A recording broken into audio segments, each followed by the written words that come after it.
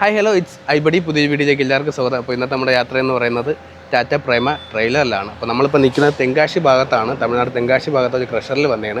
ഇവിടെ നമ്മൾ പാറപ്പൊടി എടുത്തുകൊണ്ട് നേരെ നാട്ടിലോട്ട് പോകുന്ന ചെറിയൊരു വീഡിയോ ആണ് ഇന്നത്തെ ഒരു കാഴ്ച എന്ന് പറയുന്നത്. അതോടൊപ്പം തന്നെ നമ്മുടെ ഈ ടാറ്റ പ്രൈമയുടെ ചെറിയൊരു റിവ്യൂ, ഇതിൽ എന്തൊക്കെ സൗകര്യമുണ്ട് എന്നൊക്കെ ഇതിൻ്റെ സ്റ്റിക്കറും കാര്യങ്ങളൊക്കെ ഒന്ന് പരിചയപ്പെടുത്തി ഈ വണ്ടീനെ ഒന്ന് പരിചയപ്പെടുത്തുന്ന ചെറിയൊരു വീഡിയോ ആണ് ഇന്നത്തെ വീഡിയോ. ഇതാണ് നമ്മുടെ വണ്ടിയുടെ ഡ്രൈവർ സന്ദീപ് അളിയൻ.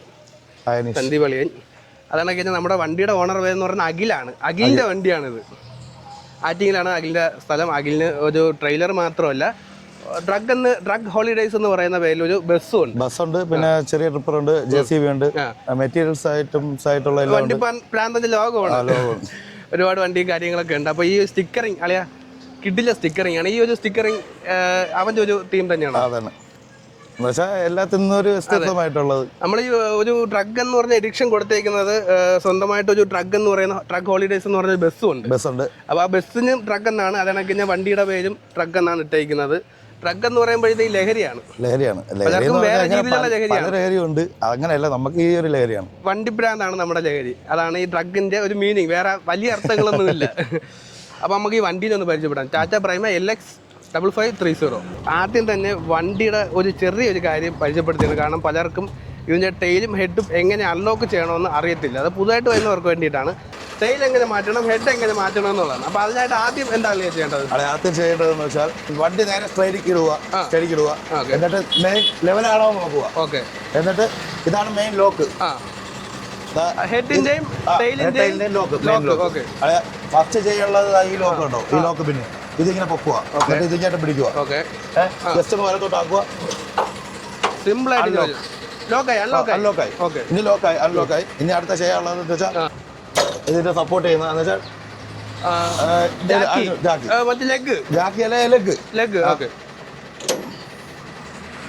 ലെഗ് ഇങ്ങനെ കറക്കുക വലത്തോട്ട്. എന്നുവെച്ചാൽ ഇത് 2 ഗിയർ ഉണ്ടല്ലേ. എങ്ങനെയാണല്ലേ ഇത് ടൈറ്റ് എന്ന് വെച്ചാൽ കൂടുതൽ ഹാർഡ് ആവാൻ, ഇത് കുറച്ച് സോഫ്റ്റ്. ഗിയർ അഡ്ജസ്റ്റ് ചെയ്യാം. എന്ന് വെച്ചാൽ ഇങ്ങോട്ട് വലിച്ചു കഴിഞ്ഞാൽ ഹാർഡ്, അകത്തോട്ട് തലം കയറി കഴിഞ്ഞാൽ സോഫ്റ്റ്. ഓക്കെ. അപ്പോൾ ഇത് മാത്രമേ കറങ്ങത്തുള്ളൂ. ഓക്കെ. അതായത് ഈ ലെഗ് ഇപ്പൊ കൂളായിട്ടാണ് നമ്മൾ ഗിയർ റോൾ ചെയ്തുകൊണ്ടിരിക്കുന്നത്. ഇത് നമ്മൾ തറയിൽ വെച്ച ശേഷം നമുക്ക് നല്ല എനിക്ക് പ്രഷർ കൊടുക്കണം. അപ്പൊ നമ്മൾ വേറൊരു ഗിയറിലോട്ട് ഇട്ട് കൊടുത്താൽ വീണ്ടും ഈസി ആയിട്ട് നല്ല പ്രഷറായി കണ്ടോ. അപ്പൊ നമ്മൾ പുറത്തോട്ടൊന്ന് വലിക്കുക. ഓക്കെ. അപ്പൊ അടുത്ത ഗിയർ ചേഞ്ച് ആയി.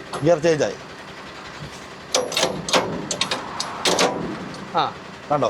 അപ്പൊ ഈസി ആയിട്ട് വീണ്ടും അപ്പൊ വീണ്ടും അത് താന്നുകൊണ്ടിരിക്കുകയാണ്. ഏകദേശം എത്ര വരെ പൊക്കണം? ഒരു ആവറേജ് മതിയല്ലേ നമുക്ക്. അവിടെ ഇവിടെ ചെറിയൊരു ഗ്യാപ്പ് ആവുന്ന കണക്ക് അറിയാൻ പറ്റും. ഓക്കെ. നമ്മൾ ഇവിടെ നോക്കണം, പൊങ്ങുന്നതിനനുസരിച്ച് കണ്ടോ ഇവിടെ ഗ്യാപ്പ് ആവുന്നുണ്ടോ. ഓക്കെ. കണ്ടോ മതി. ജസ്റ്റ് ഒന്ന് ഒരു സപ്പോർട്ട് കൊടുത്താൽ മതി. ഓക്കെ. ഇതിലോട്ട് ബാക്കിലോട്ട് പോണ എയർ പൈപ്പുകൾ കണക്ട് ചെയ്യണം. എയർ പൈപ്പുകളാണ് പോണത്. അതായത് മെയിനായിട്ട് ബൂസ്റ്ററിന്റെ, ബ്രേക്കിൻ്റെത്, ഹാൻഡ് ബ്രേക്കിൻ്റെത്, പിന്നെ ലൈറ്റിൻ്റെത്, വയറിംഗ് കിറ്റ് കാര്യങ്ങളൊക്കെ പോയിട്ടുണ്ട്. ഇത്ര പരിപാടിയുള്ളൂ. ജസ്റ്റ് അടിക്കുക, താഴോട്ട് വെക്കുക. അത് കണക്ക് തന്നെ ഇത് ലൈറ്റിൻ്റെത്, പിന്നെ ഇത് അതിന്റെ ബാക്കി ബാക്കിലോട്ട് പോകുന്ന സെൻസറിൻ്റെത്. സിമ്പിൾ ആയിട്ട് ഇത്രേ ഉള്ളൂ.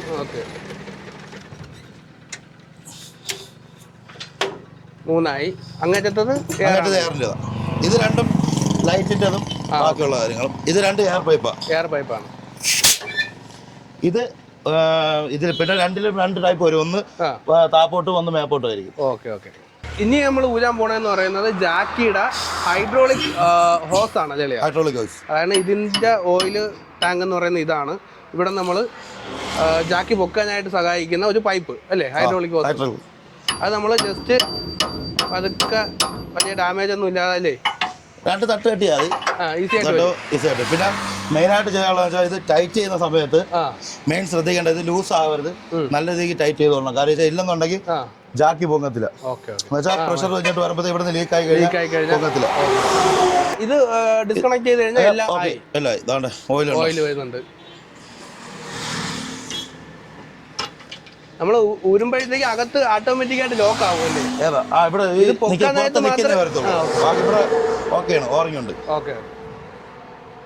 എല്ലാ പരിപാടിയും കഴിഞ്ഞ് ഗ്രീസും കാര്യങ്ങളൊക്കെ ആവും. അതിലൊന്നും നോക്കിയിട്ട് കാര്യമില്ല.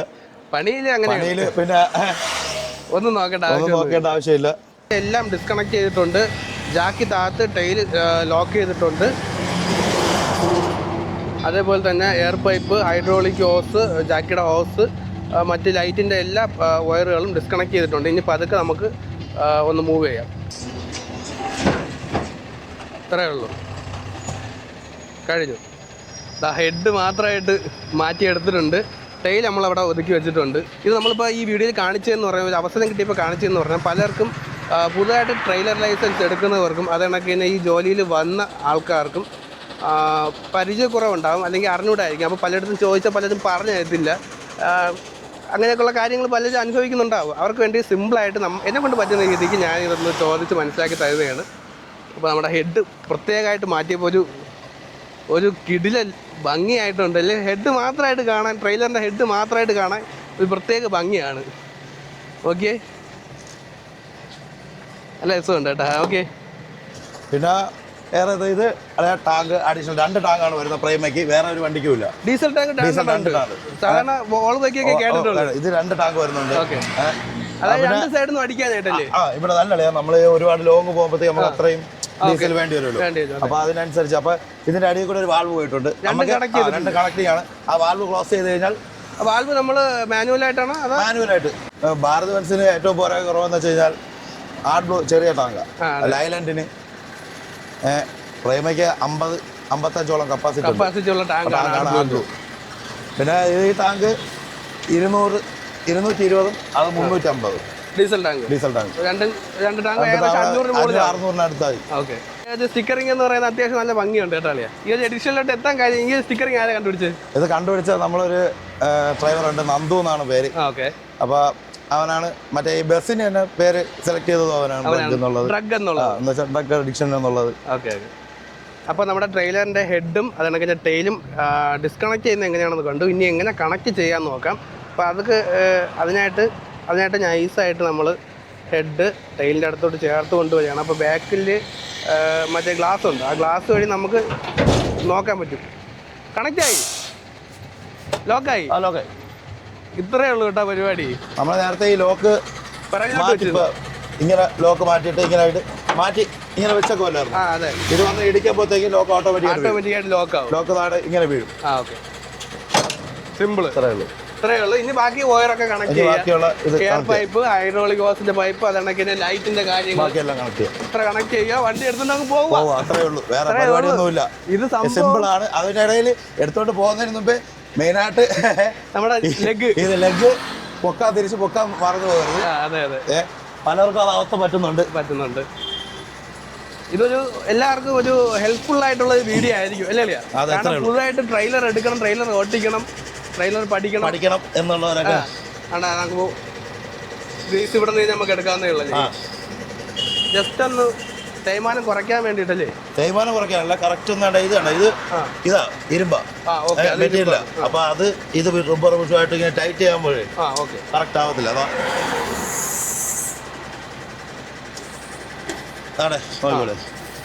കണ്ടോ, മുകളിലോട്ട് വെച്ച് പതുക്കെ ഇത്ര കാര്യം, വേറെ ഒന്നുമില്ല. സിമ്പിളാ പരിപാടി. അടുത്തത് മറ്റേ ലൈറ്റിന്റെ കാര്യങ്ങൾ.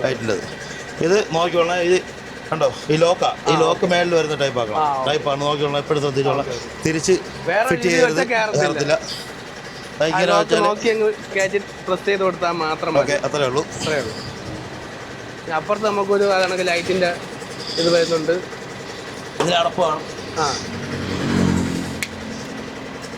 ലോക്കുണ്ട്. അതിൽ ലോക്കുണ്ട്, ഇതിൽ ലോക്കുണ്ട്. ലോക്ക് പോയതാണോ? ഓക്കെ.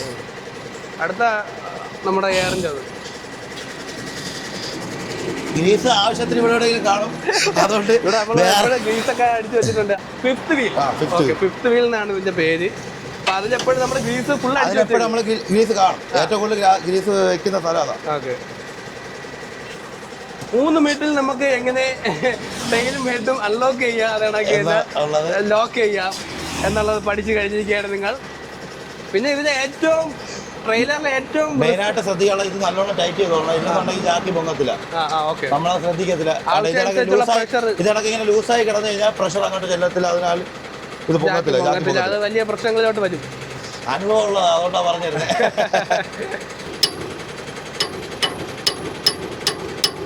ഓക്കെ ഓക്കെ ആണ്.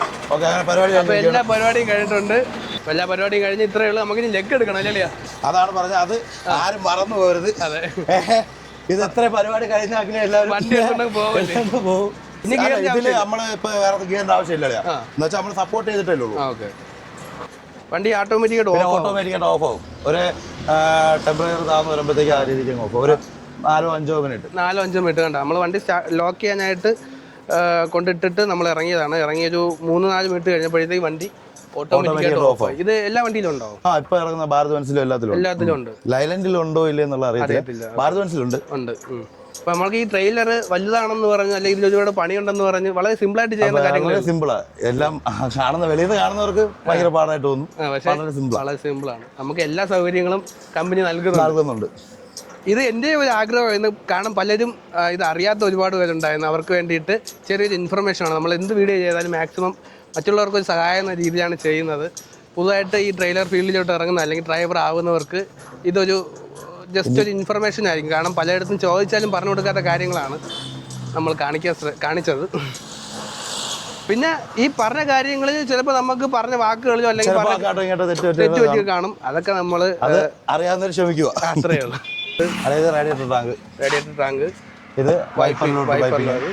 പിന്നെ ക്ലച്ച് ഓയിൽ. മെയിനായിട്ട് നോക്കാനുള്ളത് വെച്ചാൽ രണ്ട് കാര്യങ്ങൾ. റേഡിയേറ്റർ ഇപ്പൊ കൂളന്റ് ആണ്, അതുകൊണ്ട് വലുതായിട്ട് അങ്ങനെ കുറയാനുള്ള ചാൻസ് ഇല്ല. പിന്നെ എഞ്ചിൻ ഓയിലും അങ്ങനെ ആഴ്ചയിലൊക്കെ നോക്കത്തേ ഉള്ളൂ. അത്രേ ഉള്ളൂ. ടാറ്റ പ്രൈമയിൽ വരുന്ന ഓയിൽ ചെക്കിന്റെ ഒരു ഗേജ് ഇങ്ങനെയാണ് അല്ലേ, ലോക്ക് ഇങ്ങനെയാണ്. അതൊക്കെ ഒന്ന് കാണിക്കാൻ വേണ്ടി മാത്രമാണ്. കാരണം പലരും വിചാരിക്കും ഇതൊക്കെ ഓയിൽ ചെക്ക് ചെയ്യാനൊക്കെ നീയൊക്കെ പഠിപ്പിക്കണം. പലർക്കും അറിയാൻ ഒരുപാട് കമന്റ് വരുന്നോണ്ടാണ് കേട്ടോ ഇങ്ങനെ പറയുന്നത്. നമ്മൾ ആരെയും പഠിപ്പിക്കുന്നതല്ല, പുതുതായിട്ട് വരുന്നവർക്ക് എന്തെങ്കിലും ഒരു ഉപയോഗം ആവട്ടെ എന്ന് പറഞ്ഞ് ചെയ്യുന്നതാണ്.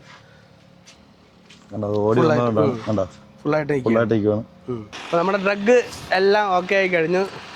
ഡ്രഗിനെയും കൊണ്ട് നമ്മൾ നേരെ തെങ്കാശിയിലുള്ള ക്രഷറിലോട്ടാണ് പോകണം. നമ്മൾ ഡസ്റ്റ് എടുക്കാനാണ് പോകണം. പാറപ്പൊടി എടുത്തുകൊണ്ട് നമ്മൾ നേരെ നമ്മുടെ നാട്ടിലോട്ട് തിരിച്ചു പോവുകയാണ്. അപ്പോൾ കഴിഞ്ഞ ദിവസം രാത്രിയാണ് നമ്മളിവിടെ എത്തിയത്. രാത്രിയിൽ ഏകദേശം 8 മണിയൊക്കെ ആയപ്പോഴാണ് ഞാൻ വണ്ടിയിലോട്ട് കയറുന്നത്. വണ്ടിയിലോട്ട് കയറി ഓക്കെ അല്ലേ, വണ്ടിയിലോട്ട് കയറി നമ്മൾ തിരുവനന്തപുരം ആറ്റിങ്ങിൽ നിന്ന് നേരെ കിളിമാനൂർ, അഞ്ചൽ, ആയൂർ, കുളത്തൂപ്പുഴ, തെന്മല, അത് കഴിഞ്ഞ് നമ്മൾ നേരെ എസ് ബെൻഡൊക്കെ ഇറങ്ങി ചെങ്കോട്ട തെങ്കാശി വഴി ആണ് നമ്മൾ വന്നത്. അപ്പോൾ നമ്മൾ നേരെ അടുത്ത പാറപ്പൊടി എടുത്ത് നമ്മൾ നാട്ടിലോട്ട് പോകുന്ന വീഡിയോ ആണ്. അതിനകത്ത് നമ്മൾ ഈ ക്യാബിൻ സൗകര്യങ്ങളൊക്കെ ഒന്ന് കാണാം. പുറത്ത് നല്ല കിണ്ണം കാച്ചിയ വെയിലല്ലേ? നല്ല വെയിലാണ്. പിന്നെ AC നല്ല കൂളിംഗ് ആണ്, അതുകൊണ്ട് പിന്നെ ആശ്വാസമുണ്ട്. അതെ. അപ്പോൾ നമ്മൾ നേരെ ഇനി കൃഷ്ണലോട്ട് പോവുകയാണ്. ഇവിടെ എത്ര ദൂരം ഉണ്ടല്ലോ? ഇവിടെ ഒരു 6 സമയം 7 കിലോമീറ്റർ ഉണ്ട്. സമയം ഇപ്പോൾ ഏകദേശം 12:30 ആയി. നമ്മുടെ യാത്ര തുടങ്ങുകയാണ് ഗൈസ്. നമുക്കിനി റണ്ണിങ്ങിൽ തന്നെ കുറച്ച് കാര്യങ്ങൾ, ക്യാബിൻ്റെ അകത്തെ സൗകര്യങ്ങളും ഒന്ന് ഭാരത് ബെൻസുമായിട്ടൊക്കെ ഒന്ന് കമ്പയർ ചെയ്ത് എന്തൊക്കെ പോരായ്മകളുണ്ട്, എന്തൊക്കെ കൂടുതൽ സൗകര്യങ്ങളുണ്ടെന്നൊക്കെ ഒന്ന് കൂടുതലായിട്ട് പറയാനായിട്ട് നല്ല ഭാരത് ബെൻസിനെ കാട്ടി കുറച്ചുകൂടി സ്പേസ് ഉണ്ട്. പിന്നെ ഏറ്റവും പോരായ്മ കുറവെന്ന് വെച്ചാൽ ഈ പവർ വിൻഡോ ഇല്ല. പവർ വിൻഡോ ഇല്ല. ഇത്രയും 2025 ആയിട്ടും ഇത്ര ഇതായിട്ടും അവര് അപ്ഡേഷനിലോട്ട് വരുന്നില്ലെന്നുള്ളത്. ടാറ്റ പ്രൈമ 2025 മോഡല്, ഈ ഒരു മോഡലും പവർ വിൻഡോ ഇല്ല. അതൊരു പോരായ്മ തന്നെയാണ്. ഭയങ്കര പോരായ്മയാണ്. എയർ സീറ്റ് അല്ല, അതാണ് വെറും അതും പോരായ്മയാണ്. ഭയങ്കര എന്നുവെച്ചാൽ ഭാരത് ബെൻസിലൊക്കെ ഇതാണ് എയർ സീറ്റ് ആണ്, ഇതിന് സ്പ്രിംഗ് ആണ്. വലിയ ആക്ഷനും കംഫർട്ടബിൾ അല്ല. ഈ രണ്ട് കാര്യങ്ങൾ മാറ്റുകയാണെങ്കിൽ പിന്നെ കുറച്ച് ഇതും ഈ ഒരു സാധനം ഇത് ഇതിന്റെ ഇവിടെ ആവശ്യമില്ല. ഇതൊരു വലിയ പോരായ്മ. ഇത് വേറെ നല്ല ലൈറ്റ്, ഇപ്പൊ ടോപ്പ് ലൈറ്റിന്റെ ഇതും പിന്നെ റീജനറേഷൻ്റെതും പിന്നെ ഇവിടെ ഇപ്പൊ നമ്മള് ഈ ലിഫ്റ്റ് വീലിന്റെ ഇത് കൊടുത്തേക്കുന്നത് ഇവിടെയാണ് ഈ സ്വിച്ച്. അത് നമുക്ക് ഇവിടെ അങ്ങോട്ടോ ഇങ്ങോട്ടോ ചേഞ്ച് ചെയ്ത് കൊടുക്കാം. വെച്ചത് കൊണ്ട് നമുക്ക് ഇവിടെ ഒരു ബെർത്തോ 2 പേർക്ക് കിടക്കാൻ കുറവ് എന്നുവെച്ചാൽ ഇവിടെ ഒരു ബെർത്ത് കണക്ക് അടിച്ചു കഴിഞ്ഞാൽ പറ്റുന്നില്ല. അപ്പൊ നമ്മള് 2 കാര്യങ്ങൾ ഇതിൽ പോരായ്മയായിട്ട് പറഞ്ഞു അല്ലേ? മൂന്നാമത്തെ ഒന്നും കൂടെ പറഞ്ഞു തരാം. അത് നമ്മളിപ്പോ പുറത്തിറങ്ങിയപ്പോഴാണ് ശ്രദ്ധിച്ചത്. സെൻട്രൽ ലോക്ക് ഇവിടെ സെൻട്രൽ ലോക്ക് ഇല്ല. മെയിനായിട്ട് സെൻട്രൽ ലോക്ക് ഇല്ല. നമ്മൾ ചാവി ഇട്ട് അപ്പുറം ഇപ്പുറം പോയി തുറക്കണം. പിന്നെ നല്ല കൂളിംഗ്, AC ബെൻസിനെ കാട്ടി നല്ല കൂളിംഗും കാര്യങ്ങളുണ്ട്. പിന്നെ സ്റ്റിയറിംഗ് കണ്ടില്ലേ പക്ക ഒരു കാറിന്റെ കംഫർട്ടാണ്. ഭാരത് ബെൻസിന് അത്ര ചാട്ടമില്ല. മറ്റേ ഭാരത് ബെൻസിന്റെ ക്യാബിനകത്ത് ഇരിക്കാൻ പറ്റില്ല, ഭയങ്കര കുലുക്കോ. ഇതിനെ സംബന്ധിച്ച് അങ്ങനെ കുലുക്കില്ല. പിന്നെ കുറച്ചും കൂടെയൊക്കെ ഞാൻ ഭാരത് ബെൻസാണ് ഓടിച്ചോണ്ടിരുന്നത്. അത് 16 വില ട്രെയിലറല്ല, 16 വില ഓടിച്ചോണ്ടിരുന്നത്. അപ്പൊ അതിനെ കുറിച്ച് വെച്ചിട്ട് നോക്കുകയാണെന്നുണ്ടെങ്കിൽ ഓട്ടിക്കാൻ കുറച്ചുകൂടെയൊക്കെ കംഫർട്ട് ആയിട്ടാണ് തോന്നുന്നത്. പിന്നെ ആ ഭാരത് ബെൻസിന്റെ അത്ര പെർഫോമൻസ് ഇല്ല വണ്ടിക്ക്, അത്രേ ഉള്ളൂ. പക്ഷെ ടാറ്റയ്ക്ക് പവർ കൂടുതലാണ്, പക്ഷെ സഡൻ പിക്കപ്പ് ഇല്ല. പെല്ല ഓടി കയറത്തുള്ളൂ. ഇതിപ്പോ ഈ മാനുവൽ, അത് നേരത്തെ മാനുവൽ ആയിരുന്നല്ലേ, ഹെവി ലൈറ്റ് ഇങ്ങനെയൊക്കെ ഉണ്ടായിരുന്നു. 3 മോഡാ ഇതില്. അപ്പൊ നേരത്തെ അത് മാനുവൽ ആയിരുന്നു, ഇപ്പൊ ഓട്ടോമാറ്റിക് ആണ്. അപ്പൊ അതുകൊണ്ട് അത് ചേഞ്ച് ആയി വരണം ഓട്ടോമാറ്റിക്. മറ്റേ നമുക്ക് സ്വിച്ച് കയറി പോയാലേ, ഇതിപ്പോ ആ ഒരു സഡൻ പിക്കപ്പ് കിട്ടാൻ പാടാ. അപ്പൊ നമ്മള് ഉച്ചയൊക്കെ ആയപ്പോഴത്തേക്കും കൃഷ്ണലോട്ട് കയറുന്ന റോഡാണ് ഇത്. ഇനി ചെറിയ വഴിയിലൂടെയാണ് യാത്ര അല്ലേ? അപ്പോ ഏകദേശം എത്ര കിലോമീറ്റർ ഉണ്ട്? 5 കിലോമീറ്റർ ഉണ്ടല്ലേ? 5 കിലോമീറ്റർ ഈ വഴി തന്നെ. ഇനി കുറച്ചും കൂടി ആണെങ്കിൽ ഇനി ഇടും, ഇനി ചെറിയ വഴിയാവും. നമ്മുടെ നാട്ടിലൊക്കെ എംസാൻഡ് പീസാൻഡ് ഒക്കെ ഭയങ്കരമായിട്ടുള്ള വിലയാണ്. ഇവിടത്തെ വിലയൊക്കെ എങ്ങനെയാണല്ലേ? ഇവിടെ എംസാൻഡ് ഇപ്പൊ നമ്മൾ പോകുന്നിടത്ത് 775. അപ്പൊ ഏകദേശം 500 രൂപയുടെ വ്യത്യാസം. കുറഞ്ഞത് ഒരു ടണ്ണിന് 500 രൂപയുടെ വ്യത്യാസം, 550 രൂപ വ്യത്യാസം വരുന്നുണ്ട്. അതായത് നാട്ടിലെ ഒരു ടണ്ണിന് ഇവിടുത്തെ 2 ടണ്ണോളം കിട്ടും. ഇരട്ടി കിട്ടും തമിഴ്നാട്ടില്. അതാണ് ഇവിടെ വന്നെടുക്കുന്ന ആ കാറ് KL ആണല്ലോ, KL 16 ആറ്റിങ്ങൽ വണ്ടിയാണ്. അതുകൊണ്ടാണ് ഒതുക്കി തന്നെ കേട്ടോ. അല്ല ഇവിടെ ഉള്ളവരാണെങ്കിൽ അത് ഒതുക്കത്തില്ല. അങ്ങനെ അവരൊക്കെ വേണമെങ്കിൽ നമ്മൾ ഒതുക്കി കൊടുക്കണം. അത് മര്യാദ നമ്മളെ നാട്ടിലെ സ്വന്തം നാട്ടുകാരനായോണ്ട് ആ ഒരു മര്യാദ കാണിച്ചതാണ്. നല്ല സ്ഥലം അല്ലേ? ഒരു സൈഡ് വിളവ് എടുക്കാറായത്, ഒരു സൈഡ് വിളച്ച് നിൽക്കുന്നത്. അത് അടുത്ത ആഴ്ചയൊക്കെ ആകുമ്പോഴത്തേക്ക് അത് വിളവെടുക്കാം. നല്ല രസമുണ്ട് കേട്ടോ. ടാറിട്ട റോഡെത്തി. ചെറിയ റോഡുകൾ, ഒരു കാറ് പോകാൻ പറ്റിയ അതേ വഴി. ആട്ടിടയൻ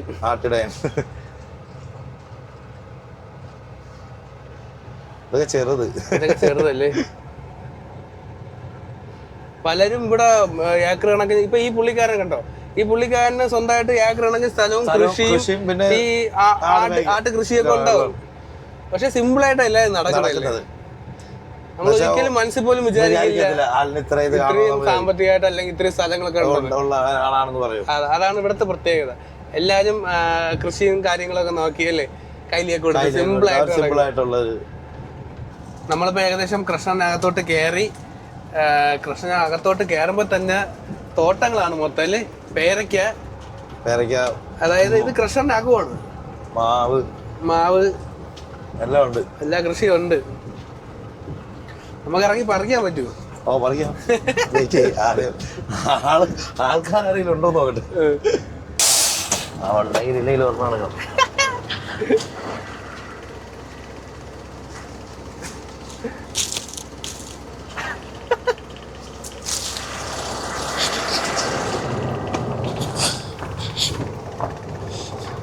നല്ല പച്ച മാങ്ങ, ഉപ്പും ഇത് വേണമല്ലോ, മുളകൊടി.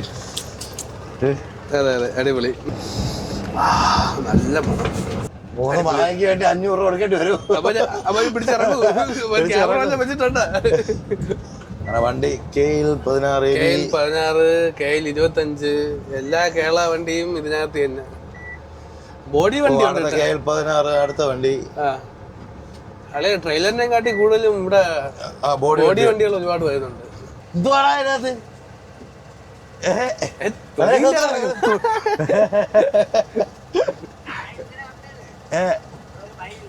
ഇന്നലെ പാസ് ഉണ്ടായിരുന്നോ?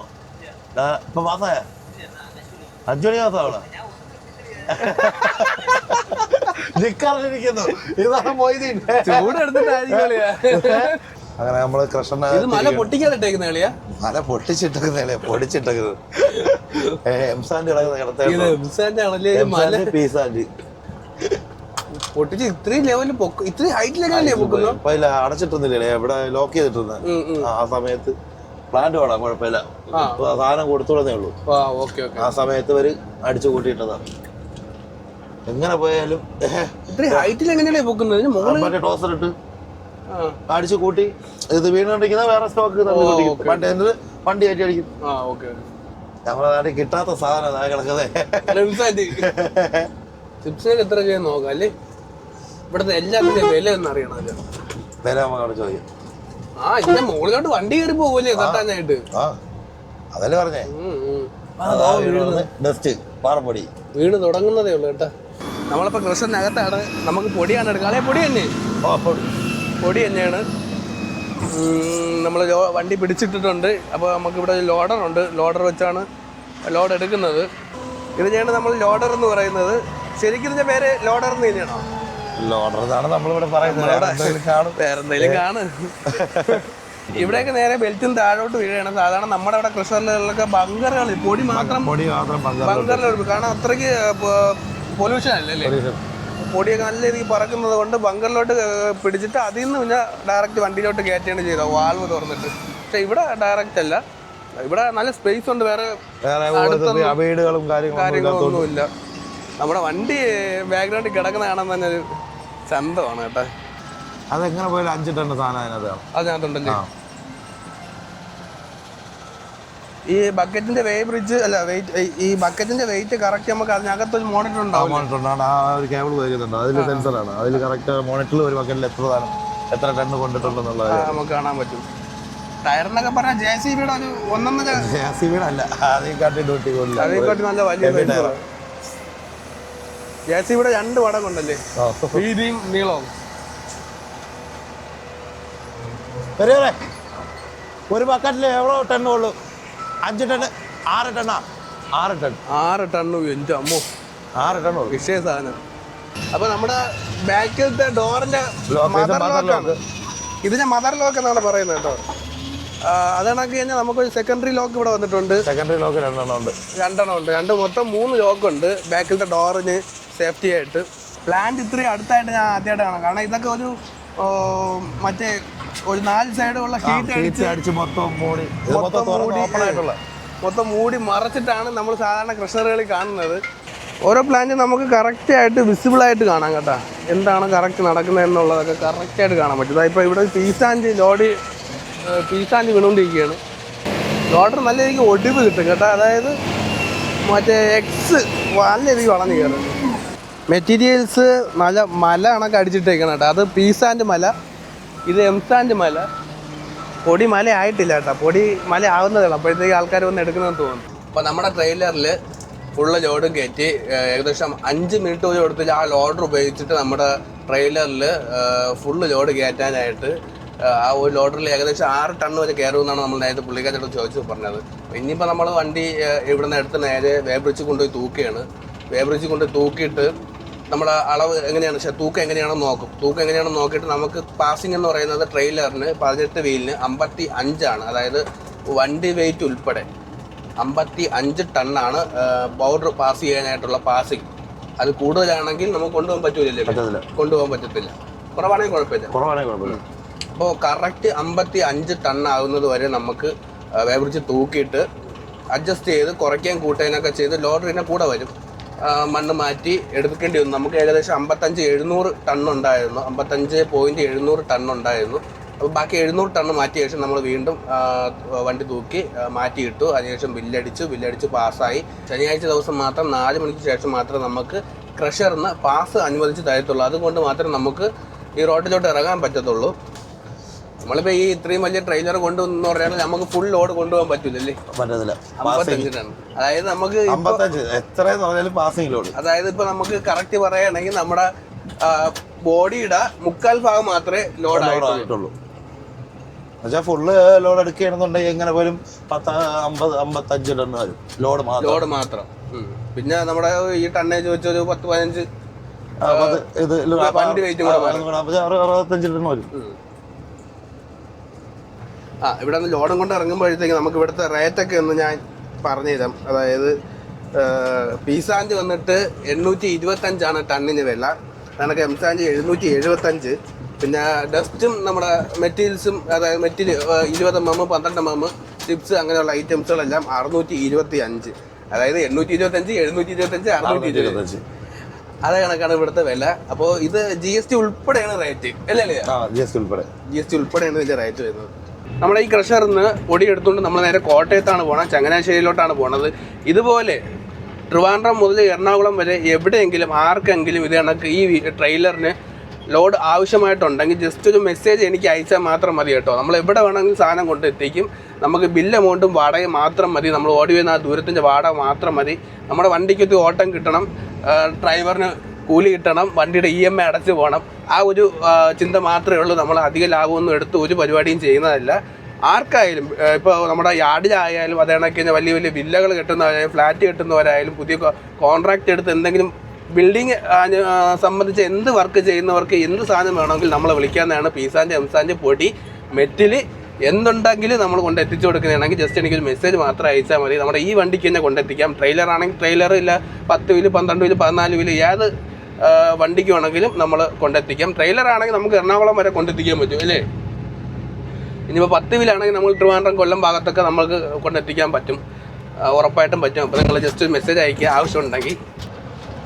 ഒരു സൈഡ് വിളഞ്ഞ് നിൽക്കുന്ന നെൽപ്പാടം, ഒരു സൈഡ് വിളയുന്ന നെൽപ്പാടം, വിളഞ്ഞ് വരുന്ന നെൽപ്പാടം. ചെറിയൊരു പണി കിട്ടിയിട്ടുണ്ട്. ഇതാണ് ഇവിടുത്തെ അവസ്ഥ, എന്ത് പറയാനാണ്. അതായത് സമയം ഇപ്പോൾ ഏകദേശം 5 മണിയായി. നമ്മളിവിടെ റോട്ടിൽ ഇറങ്ങിയപ്പോഴത്തേക്ക് ഒരു ചെറിയൊരു ചെക്ക് പോസ്റ്റ് അല്ലേ ഇത്, ഉണ്ട് ആ കാണുന്ന ചെക്ക് പോസ്റ്റാണ്. അപ്പോൾ അവർ നമ്മുടെ വണ്ടി തടഞ്ഞു. നമുക്ക് പാസ്സുള്ളതാണ്, എന്നിട്ട് നമ്മുടെ വണ്ടി തടഞ്ഞതോ കൈ കാണിക്കുന്നു അങ്ങോട്ട് കൊണ്ടിടാൻ.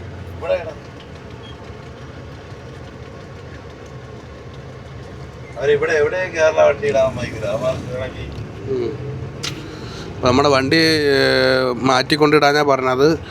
രാത്രി 9 മണി കഴിഞ്ഞാൽ ഈ ചെക്ക് പോസ്റ്റ് കടത്തി വിടുമെന്നാണ് പറയുന്നത്.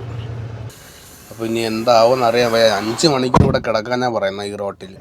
പ്രഷറിൽ നിന്ന് ഇറങ്ങിയിട്ട് ഒരു 5 കിലോമീറ്ററോളം തികച്ച ഓടിയില്ല. അപ്പോൾ സംഭവം ഇവിടെ ശനി ഞായറും കുറച്ച് വിഷയങ്ങളൊക്കെ ഉണ്ട്. അപ്പോൾ എന്താണെന്ന് അറിയത്തില്ല. ഇങ്ങനെ സംസാരിച്ച് നമുക്ക് ഇപ്പോൾ പോകാനുള്ള പാസ് കിട്ടിയെന്ന് പറഞ്ഞ് നമ്മുടെ പാസ്സൊക്കെ കാണിച്ചു കൊടുത്തു. അവിടെ ശരിക്കും എന്താ ഇത് സംഭവിച്ചത്? അവിടെ എന്താ നമ്മൾ പിടിച്ചത്? സംഭവം എന്ന് വെച്ച് കഴിഞ്ഞാൽ ഇവർക്ക് സ്കൂൾ ടൈം എന്ന് പറഞ്ഞില്ലേ, ടൈം പറഞ്ഞില്ലേ. അപ്പൊ അവർക്ക് കൊടുത്തേക്കുന്ന ഓർഡർ എന്ന് വെച്ചാൽ ഇപ്പൊ പുതിയ SP അങ്ങോട്ട് കൊടുത്തേക്കുന്ന ഓർഡർ കാലത്ത് 6 മണി തൊട്ട് രാവിലെ 11 മണി വരെ, പിന്നെ അത് കഴിഞ്ഞ് വൈകിട്ട് 3 മണി തൊട്ട് 9 മണി വരെ. ഇതിനകത്ത് എന്നുവെച്ചാൽ ഈ മെറ്റീരിയൽസ് കയറ്റുന്ന വണ്ടികൾ ഓടിക്കൂടാ. അപ്പൊ ഈ ശനി ഞായറും നമുക്ക് ഇളവുള്ളതാണ്. ശനിയാഴ്ചയും ഞായറാഴ്ച ഫുൾ ടൈം ഓടാം.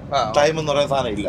അപ്പൊ അങ്ങനെയുള്ള ഒരു ഇത് അവിടെ കൊടുത്തിട്ടില്ലെന്നാണ് പറയുന്നത്. അപ്പൊ നമ്മളെ ഗ്രൂപ്പിൽ ഇത് ഈ ഓർഡർ വന്നതിന്റെ പേപ്പർ നമ്മളെ ഉണ്ടായിരുന്നു, അതിന്റെ PDF ഉണ്ടായിരുന്നു. അങ്ങനെ കിട്ടിയിട്ടില്ല. അങ്ങനെ ഇപ്പൊ നമ്മളിപ്പോ കാണിച്ചു. അതുകൊണ്ട് അതിന് വേണ്ടി ഇപ്പൊ നമ്മള് 3 കിലോമീറ്റർ വീണ്ടും കൂടുതൽ ഓടേണ്ടി വന്നു. യൂട്ട എടുപ്പിച്ചാണ് അവർ തിരിച്ചിട്ട്. ഇനി തിരിച്ച് യൂട്ട എടുക്കണമെങ്കിൽ ഈ ഒരു 3 കിലോമീറ്റർ പോകണം. വീണ്ടും ഇത് ഓർഡർ കാണിക്കാൻ വേണ്ടി ചെന്നപ്പോഴത്തേക്ക് ആളെന്നെ പിടിച്ചുകളൊക്കെ ചെയ്ത് അത് നീ യൂണിഫോം ഇട്ടിട്ട് വാന്ന് പറഞ്ഞു. ഞാൻ പറയും യൂണിഫോം ഇടേണ്ട ആവശ്യമില്ല സാർ, ഇത് നാഷണൽ പെർമിറ്റ് ആണ്, നാഷണൽ പെർമിറ്റ് യൂണിഫോം ഇടേണ്ട ആവശ്യമില്ല, അതറിയേണ്ട ആവശ്യമില്ല യൂണിഫോം ഇടണം. ഞാൻ പറയാം അങ്ങനെ ഒരു ഇതുണ്ട്, അങ്ങനെയുള്ള റൂളുണ്ട്. നാഷണൽ പെർമിറ്റ് ഡ്രൈവർമാർക്ക് യൂണിഫോം ഇടേണ്ട ആവശ്യമില്ല. അപ്പൊ നമ്മള് ഏകദേശം 3 കിലോമീറ്ററോളം ചുറ്റി വീണ്ടും ആ ചെക്ക് പോസ്റ്റിന്റെ അടുത്തോട്ട് വന്നിരിക്കുകയാണ്. ഇപ്പൊ നമ്മളെ കടത്തിവിടാനുള്ള കാര്യം ജസ്റ്റ് ഒന്ന് പറയാൻ പോലെ. കടത്തിവിടാനുള്ള കാരണം വെച്ചാൽ നമ്മളെ ഇതുണ്ടായിരുന്നു, പേപ്പർ ഉണ്ടായിരുന്നു.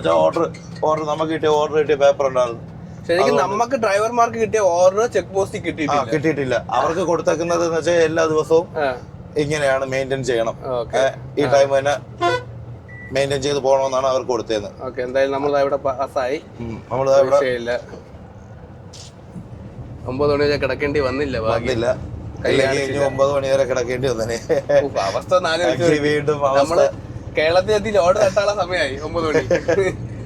ഇത്രയും ടാക്സ് അടച്ച് നാഷണൽ പെർമിറ്റും എടുത്തിട്ടിട്ട് ഓടാൻ പറ്റാത്ത അവസ്ഥയാണ് നമ്മളത്. അടുത്ത ചെക്ക് പോസ്റ്റ് എന്ന് പറയുന്നത് പുളിയറ, കേരള തമിഴ്നാട് ബോർഡറാണ്. ഇവിടുത്തെ വണ്ടിയുടെ കളർ കളിയാ 407 ആണല്ലേ? 407 ബസിന്റെ ബോഡി കെട്ടിയതാണ്.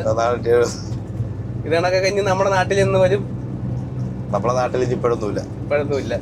ഇപ്പൊ നമ്മൾ പോണ റൂട്ട് ഏതാണ്? ഇപ്പൊ ഏതാ സ്ഥലം? ഇത് സൊറണ്ട വഴിയാണ്. അപ്പൊ നമ്മള്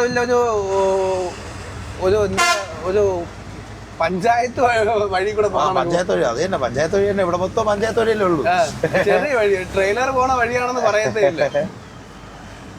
നല്ല തിരക്കുണ്ട്. നമ്മളെന്താ ഈ വഴി തന്നെ വന്നത്? ഈ വഴി വന്നാൽ മറ്റൊരു വഴി എളിയാ.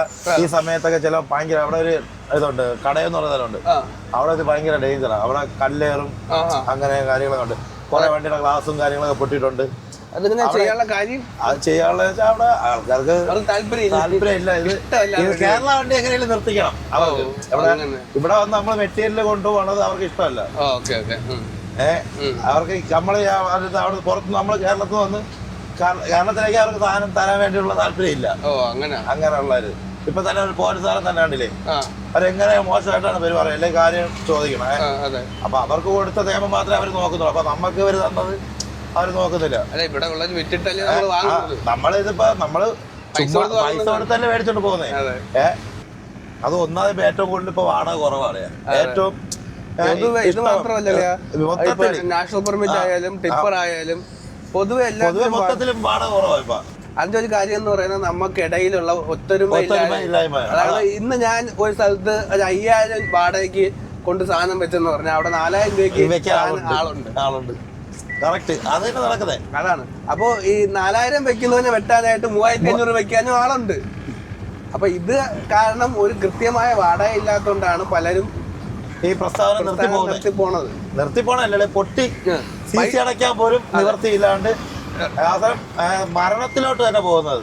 ശരിക്കും പൈസ ഉള്ളവന് മാത്രം ചെയ്യാൻ പറ്റുന്ന പരിപാടിയാണ്. കാരണം ഒരാഴ്ച ഒരു മാസം തിരിച്ച് പൈസ കിട്ടിയില്ലെങ്കിലും അവന് നടക്കാൻ പറ്റും. അങ്ങനെയുള്ളവർക്ക് മാത്രമേ ഈ വണ്ടി പ്രസ്ഥാനം കൊണ്ടു നടക്കാൻ പറ്റൂ ഇപ്പോഴത്തെ കാലത്ത്. ഇതിപ്പോ ഈ ഒരു വണ്ടിയുടെ കാര്യം മാത്രമല്ല, ഏതൊരു വണ്ടി എടുത്താലും, ഈ നാഷണൽ പെർമിറ്റ് എടുത്താലും, 6 വീൽ എടുത്താലും, 10 വീൽ എടുത്താലും, 18 വീൽ എടുത്താലും, എല്ലാത്തിലും ഒരു കോമ്പറ്റീഷൻ ഉണ്ട്. അത് കോമ്പറ്റീഷൻ ഉള്ളത് നമുക്കിടയിൽ തന്നെയാണ്. കമ്പനിയായിട്ടല്ല, ഡ്രൈവർ ടു ഡ്രൈവർ ആയിട്ടാണ്, അല്ലെങ്കിൽ ഓണർ ടു ഓണർ. ഇപ്പൊ നമ്മുടെ കാര്യമായാലും ഞാനൊരു വണ്ടി എടുത്തത് ഏകദേശം ഈ ഒരു അവസ്ഥയിൽ കൂടെയാണ് പോയിക്കൊണ്ടിരിക്കുന്നത്. മിക്കവാറും ഞാനത് നിർത്തേണ്ടി വരും. കാരണം ആ ഒരു അവസ്ഥയാണ്. നമുക്ക് ആ ഒരു പൈസ മെയിൻറ്റെയിൻ ചെയ്ത് അല്ലെങ്കിൽ റോൾ ചെയ്ത് പോകാനുള്ള ഒരു സെറ്റപ്പ് ആയിട്ടില്ല. അപ്പോൾ ആ ഒരു അനുഭവം കൂടെ വെച്ചാണ് ഞാൻ പറയുന്നത്. എനിക്ക് മനസ്സിലായി. ഇപ്പോൾ പുറത്തുനിന്ന് ഒരാൾക്ക് ഇത് കേൾക്കുമ്പോൾ എത്രത്തോളം മനസ്സിലാകുമെന്നറിയാം. നമ്മളെ അവസ്ഥയിലോട്ട് നമ്മളെ കൂടെ ഇപ്പൊ നീ ഇപ്പൊ ഇന്നിപ്പോ നമ്മളെ കൂടെ ഉണ്ട്, നിനക്ക് മനസ്സിലായി നമ്മളെ അവസ്ഥ എന്താണ്. വണ്ടി മുതലാക്കി എടുക്കണ്ടേ? ഒന്നും കൊണ്ട് പറയുന്നതല്ല, ആരും കയറി പൊങ്കാലിട്ട് കളയരുത്. എന്നുവെച്ചാ അവസ്ഥ പറയുക. ഒരു മുതലാളി ഒരു വണ്ടി എടുത്തു കഴിഞ്ഞാൽ ചിലപ്പോ അവന്റെ കുടുംബം വേറെ പണയം വെച്ചിട്ടായിരിക്കും ഒരു വണ്ടി എടുക്കുന്നത്. അതുകൊണ്ട് ഇപ്പോഴത്തെ കാലത്ത് ജീവിക്കാൻ പറ്റാത്തോണ്ട് പറഞ്ഞു പോകുന്നതാ. എന്നുവെച്ചാൽ അവന്റെ അവസ്ഥ അറിയാം. എന്റെ ഈ വണ്ടിയുടെ ഉടമസ്ഥൻ എന്ന് വെച്ചാൽ എന്റെ കൂട്ടുകാരനാണ്, എന്റെ ഫ്രണ്ടാ, എന്റെ കളിക്കൂട്ടുകാരനും എല്ലാമാണ്. അതുകൊണ്ട് പറയാം, അവരുടെ എടുത്ത് ഫിനാൻസ് പോലും അതിന്റെ ഇപ്പൊ ഈ ഓടുന്ന വാടകയിലെന്ന് വെച്ചാൽ ടയർ പോലും മേടിച്ചുള്ള നിവർത്തിയില്ല. അതിന് പോലും ഈ ടയർ 18 ടയറുണ്ട്. ഈ ടയർ തേയുന്നതിന് ഉള്ള ബാലൻസ് പോലും ഇല്ലളിയാ. ആ അവസ്ഥയിലാണ് ഓടുന്നത്. നമ്മൾ ഈ അവസ്ഥയിൽ ഓടേണ്ടി വരുന്നതെന്ന് വെച്ചാൽ നമുക്ക് മാന്യമായ വാടക കിട്ടാത്തതുകൊണ്ടാണ് കിട്ടുന്നതിന് ഓടുന്നത്. ഈ മാന്യമായ വാടക ഒരു വണ്ടിക്കും ആരും ഇപ്പോൾ ഒരു സമരം നടന്നു, തൊഴിലാളികൾക്ക് വേണ്ടിയിട്ടാണ്. മാന്യമായ വാടക നേടിയെടുക്കാനായിട്ട് ആരെങ്കിലും സമരം ചെയ്തിട്ടുണ്ടോ? ഒരു ഫിക്സഡ് വാടക, ഇതിപ്പോ ഫിക്സഡ് വാടക വന്നെന്ന് വെച്ചോ, അതിനും കുറച്ച് ഓടാൻ അതിന്റെ ഇടയിൽ കളി നടക്കും. ഇപ്പൊ ഞാൻ കൊണ്ട് ഇപ്പൊ ഒരു 1500 ഒരു ലോഡ് വെക്കാണ് പെണ്ണിന്. അവര് നാളെ ഒരാളെ വിളിച്ചിട്ട് പറയണേ 1500 വെക്കാം, ആരും അറിയണ്ട എന്ന് പറഞ്ഞ അപ്പൊ നമ്മൾ ഓട്ടം തെറിച്ച് നമ്മൾ വിളിച്ചു നോക്കിയാൽ പറയും സാധനം വേണ്ടേ ഉണ്ട് കിടപ്പുണ്ടെന്ന് പറയും. നമ്മൾ അറിയുന്നില്ല. നമുക്ക് ഓട്ടം വേണമുള്ളതുകൊണ്ട് നമ്മൾ വേറെ ആരെങ്കിലും വിളിച്ച് അതിന്റെ പിന്നെ കമ്മീഷൻ. ചുമ്മാ വീട്ടിൽ ഇരിക്കുന്നവർക്കാണ് കമ്മീഷൻ. വെറുതെ വീട്ടിൽ നിന്ന് ഒരു ഫോൺ കോള് അവർക്ക് കിട്ടും ഡെയിലി 16,000 രൂപ ഒരു ലോഡ് പോകുമ്പോ. മനസ്സിലായോ? ഇപ്പൊ ടെന്നിന് ചിലപ്പോ ഒരു 800 രൂപ കാണും. ആളെ വിളിച്ചിട്ട് നോക്കിയിട്ട് 750 ഓടാൻ പറ്റും ടെന്നിന്. അപ്പൊ നമ്മള് വേറെ ഓട്ടോ ഒന്നും ഇല്ലാത്തോണ്ട് നമ്മള് പോവാം. 50 രൂപ കമ്മീഷൻ ഒരു ടണ്ണിന്റെ പുറത്ത് പോയി. അപ്പൊ 50 വെച്ച് 39 ടണ്ണായപ്പോ എത്ര രൂപ കളിയാ? ഏകദേശം നല്ല എമൗണ്ട് ആയി. 10 ടണ്ണായ 50 രൂപ 500 രൂപ ആയി. 10,500 1800 2000 രൂപ ആ ചുമ്മാ ഒരു കോള ചെയ്തോളെ അതെ ആണല്ലേ, അത്രേ ഉള്ളൂ. അതാണല്ലേ ചുമ്മാ ഇരിക്കുന്നവർക്കാ പൈസ. അല്ലാണ്ട് കാര്യമായിട്ട് ചുമ്മാ കിടന്ന് കഷ്ടപ്പെടുന്നവനും ഈ വണ്ടി എടുത്തവനും ഒന്നുമില്ല. ഇതിൽ എന്റെ ശമ്പളം പോയി അവന് കിട്ടുന്ന ആ കൂടി ചിലപ്പോ ഒരു 6000 7000 വണ്ടിയുടെ മെയിൻ്റെനൻസിനും മാറ്റാനേ ഉള്ളൂ തന്നെ. അവനിപ്പോ എണ്ണയുടെ കഴിച്ചിട്ടാണ് ഒരു 7000 രൂപ മാക്സിമം കൂടി പോയി വാടക വരും. അത് വന്നിട്ട് ഈ 18 ടയറിന്റെ തേയ്മാനം കൂടെയാ. പിന്നെ ബാക്കി വണ്ടിയുടെ ബാക്കിയുള്ള തേയ്മാനം അതിനൊന്നും ഇല്ലല്ലേ. അത് മാത്രമല്ല ഈ EMI ഇതിൽ തന്നെ മാറ്റി EMI 7000 രൂപ മാറ്റുള്ള അതൊന്നും ആലോചിച്ചോളൂ. മാസം 1.4 ലക്ഷം രൂപ അടവുണ്ട്. 1.20 25 മാസം അടയ്ക്കണം. ഒരു ലഹരി. ഇത്രയും പ്രശ്നങ്ങൾ ഉണ്ടായിട്ടും എന്തുകൊണ്ട് ഈ ജോലി ചെയ്യുന്നെന്ന് പലരും ചോദിക്കാം. ഇത് നമ്മൾ വളർന്നു വരുന്ന സാഹചര്യത്തിൽ നമ്മൾ കണ്ടിഷ്ടപ്പെട്ട് പഠിക്കാൻ ആഗ്രഹിച്ച് 18 വയസ്സാവുന്നതിന് മുമ്പ് ലേണേഴ്സ് എടുത്തിട്ട് 18 വയസ്സാകുമ്പോൾ ടെസ്റ്റ് എടുത്ത ആളും കൂടെയാണ് ഞാൻ. നമുക്ക് ആ വണ്ടിയുടെ ഒരു എനിക്ക് അങ്ങനെ പറ്റുമല്ലോ. അതെ 18 വയസ്സാവുമ്പോൾ ലേണേഴ്സ് എടുക്കാൻ പറ്റുമല്ലോ. ഞാൻ അങ്ങനെയാണ് എടുത്തത്. ഇപ്പൊ പലരും ഇപ്പോഴത്തെ കാര്യം എനിക്കറിയത്തില്ല.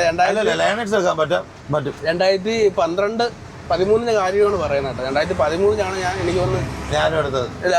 2013 ഞാൻ ലൈസൻസ് എടുത്തത്. ആ സമയത്ത് 18 ആവുന്നതിന് ഒരു 2 മാസം മുമ്പ് ലേണേഴ്സ് എടുത്തിട്ട് 18 വയസ്സ് ആയി 2-3 മാസം കഴിഞ്ഞിട്ട് ആ സമയത്താണ് എനിക്ക് ടെസ്റ്റ് ഡേറ്റ് കിട്ടുന്നത്. ഫസ്റ്റ് ഇതിൽ തന്നെ നമ്മൾ എടുത്തെന്ന് വെച്ചാൽ അത്രയും ക്രൈസാണ്. വണ്ടി ഓടിച്ചോളാൻ വയ്യ, എങ്ങനെയെങ്കിലും വണ്ടി ഓടിച്ചോളാൻ വയ്യ, ലൈസൻസ് എടുത്തോളാൻ വയ്യ.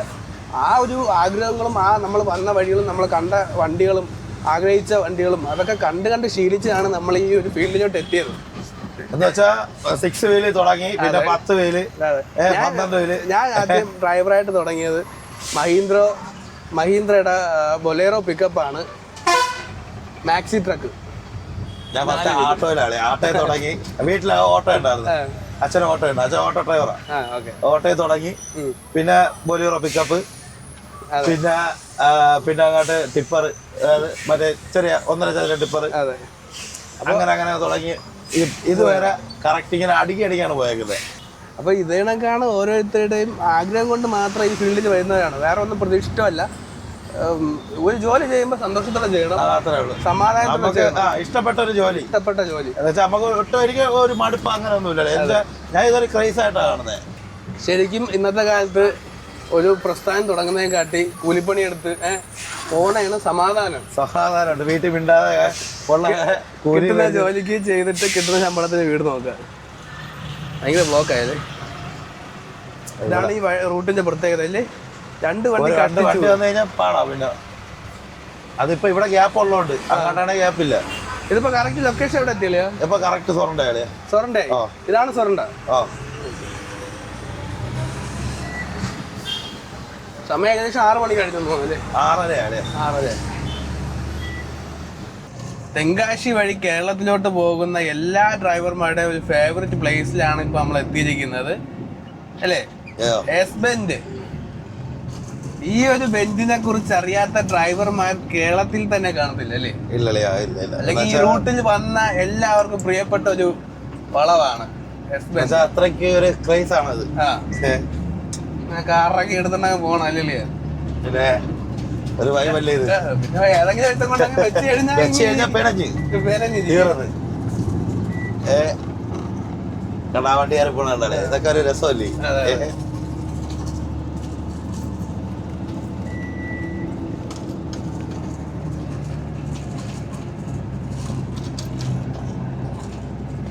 ഇന്ന് ഭാഗ്യത്തിന് ബ്ലോക്കില്ല, വലിയ ബ്ലോക്കില്ല, അതുകൊണ്ട് രക്ഷപ്പെട്ടു. ഇന്നലെയൊക്കെ ആണെങ്കിൽ ഇവിടെയൊക്കെ ആണെങ്കിൽ 2 മണിക്കൂറോളം ഇവിടെ കിടന്നതാ.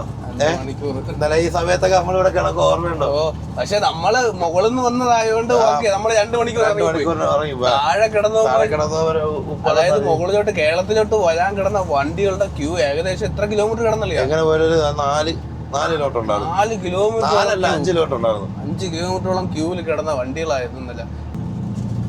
വെട്ടമില്ല അല്ലേ നമ്മുടെ ഈ റോട്ടില്? നമ്മളെ റോട്ടില് വെട്ടം, അത് ഈ പോസ്റ്റിൽ വെട്ടം ഇടാത്ത കളിയാ.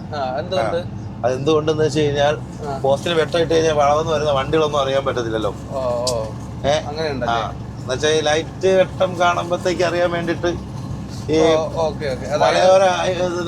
മലയോരങ്ങളിലൊന്നും ലൈറ്റ് ഇട്ട് കഴിഞ്ഞാലേ പോസ്റ്റിൽ ലൈറ്റ് ഇട്ട് കഴിഞ്ഞാൽ പിന്നെ അവിടെ നിന്ന് വരുന്ന വണ്ടികളാകുമ്പോൾ വെട്ടം അറിയാൻ പറ്റത്തില്ലല്ലോ. കറക്റ്റ് അറിയാൻ പറ്റണം. അതുകൊണ്ടാണ് പോസ്റ്റിൽ പോലും ലൈറ്റ് ഇട്ടിട്ടില്ലല്ലോ ഓക്കെ. അതെ അതെ ശരി തന്നെ.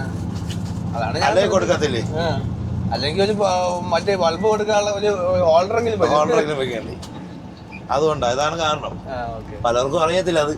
ഇതിപ്പോ പറയുന്ന ആളെ നോക്കി ഇതിന് കാണുമ്പോഴേ കമന്റ് പറയും. ശരിക്കും എന്താണെന്ന് വീഡിയോ ഇറങ്ങുമ്പോ അറിയാം. ഇവിടെ ഇപ്പൊ എനിക്ക് ഓവർടേക്ക് ചെയ്യണം, അവിടെ നിന്ന് ഒരു വണ്ടി വരണേ നമുക്ക് ആ വെട്ടം കാണാൻ മനസ്സിലാവും. ഞാൻ ഇപ്പൊ ഇവിടെ വണ്ടിയൊന്നും ഇല്ല കണ്ടോ, ഇപ്പൊ അവിടെ ഇല്ല, ആനസ് കയറി പോകണുണ്ടോ, വണ്ടിയൊന്നും ഇല്ലെന്ന് വിശ്വസിച്ചാ കയറി പോണം. എതിരെ വെട്ടമൊന്നും ഇല്ല, കയറി പോവാം കണ്ടോ. അവൻ വളവിൽ വെച്ചാണ് ഓവർടേക്ക് ചെയ്തത് കണ്ടോ, നീ കണ്ടോ, കയറി പോകണ്ട, എനിക്ക് കയറി പോവാം, വേറെ വണ്ടിയൊന്നും ഇല്ല എന്ന് ഞാൻ വിശ്വസിച്ച് കയറി പോകണം. അപ്പൊ അവിടെ വണ്ടി വരുന്നുണ്ടോ, ആ വെട്ട കണ്ടോ, ഇപ്പൊ അവൻ ചവിട്ടി അവിടെ നിർത്തും. അവൻ അവിടെ ചവിട്ടി നിർത്തും കണ്ടോ, കണ്ടോ, അവിടെ നിന്ന് വണ്ടി വന്നു. അപ്പൊ നമുക്ക് ആ വെട്ട കണ്ടപ്പോ മനസ്സിലായി.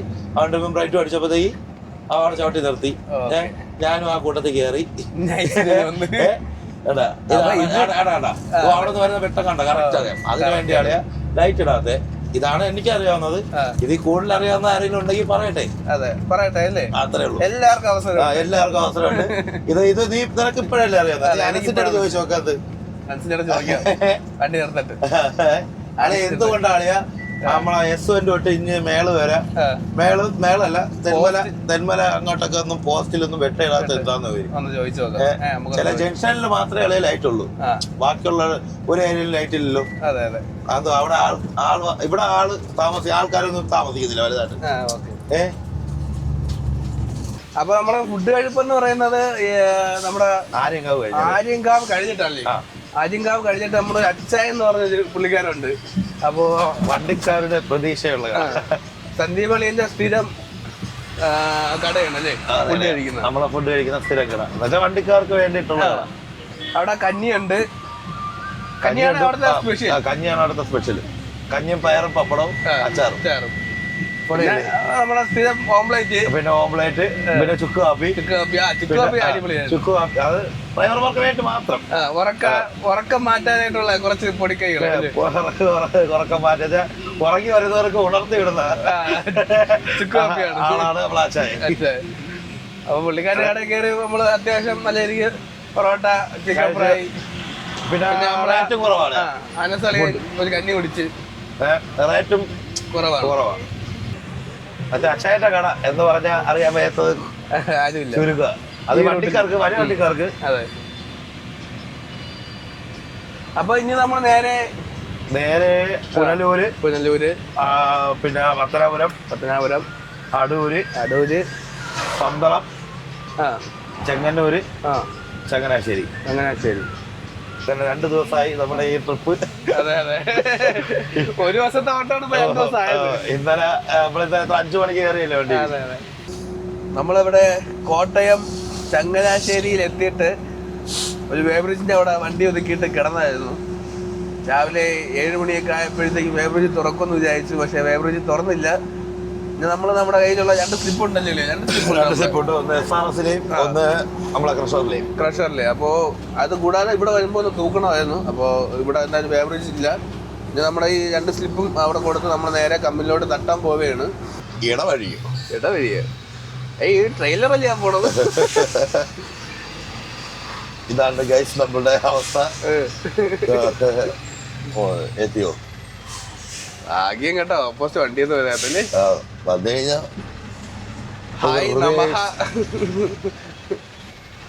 ചങ്ങനാശ്ശേരി എത്തി ടാർ പ്ലാനിലോട്ട് കയറി നമുക്ക് മെറ്റീരിയൽസ് അടിക്കേണ്ട ലൊക്കേഷനാണിത്. അപ്പോൾ ആൾറെഡി ഇവിടെ ഒരുപാട് മെറ്റീരിയൽസ് കിടപ്പുണ്ട്, പൊടി കിടപ്പുണ്ട്, 4 ഇഞ്ച് കിടപ്പുണ്ട്, തൊട്ടപ്പുറത്ത് 1/2 ഇഞ്ച്, 3/4 ഇഞ്ച്, അങ്ങനെ ഒരുപാട് ലോഡ് കിടപ്പുണ്ട്. അപ്പോൾ നമ്മുടെ വണ്ടി തട്ടാനായിട്ട് പിടിക്കുകയാണ്. നമുക്ക് പൊടി പെട്ടെന്ന് തന്നെ തട്ടാം, പക്ഷേ നമ്മുടെ കൂടെയുള്ള മറ്റേ അരുണാണൻ്റെ വണ്ടി ബോഡി വണ്ടിയാണ്. അപ്പോൾ അതിന് ഇവിടെ ഒരു എക്സ്കവേറ്റർ ഉണ്ട്, ഹിറ്റാച്ചി അല്ല, വേറെ ഏതോ കമ്പനിയുടെയാണ്. ആ എക്സ്കവേറ്റർ വെച്ച് വണ്ടിക്കകത്തോട്ട് കയറിയിട്ട് തള്ളി ഇറക്കുന്നതാണ്. നമുക്ക് ടിപ്പായതുകൊണ്ട് പതുക്കെ പൊക്കി തട്ടിയങ്ങ് പോവാം. പക്ഷെ ബോഡി വണ്ടി ആകുമ്പോഴത്തേക്കും കുറച്ച് സമയം എടുക്കും തട്ടാനായിട്ട്. ഇവിടെ ഒരുപാട് മെറ്റീരിയൽസൊക്കെ കിടപ്പുണ്ട്. അപ്പോൾ ഞാനും സന്ദീപ് അളിയനുമായിട്ടുള്ള ഒരു യാത്ര എല്ലാവർക്കും ഇഷ്ടപ്പെട്ടു എന്ന് വിശ്വസിക്കുന്നു. കഴിഞ്ഞ ദിവസം നമ്മൾ തെങ്കാശി പോയി പൊടി എടുത്തുകൊണ്ട് ചങ്ങനാശ്ശേരി വന്ന് ലോഡ് തട്ടിയതാണ് ഇപ്പോൾ ഇവിടെ നിൽക്കുകയാണ്. ഇപ്പം നമ്മൾ തിരിച്ചു പോവുകയാണ്. അപ്പോൾ പുതിയ വീഡിയോ ആയിട്ട് വീണ്ടും കാണാം. ഇനിയും നമ്മൾ ഒരുമിച്ചുള്ള വീഡിയോകൾ ഒരുപാട് എല്ലാവരും കാത്തിരിക്കുക. അപ്പോൾ സപ്പോർട്ട് ചെയ്യുക. പുതിയ വീഡിയോ ആയിട്ട് വീണ്ടും കാണാം. Okay, by.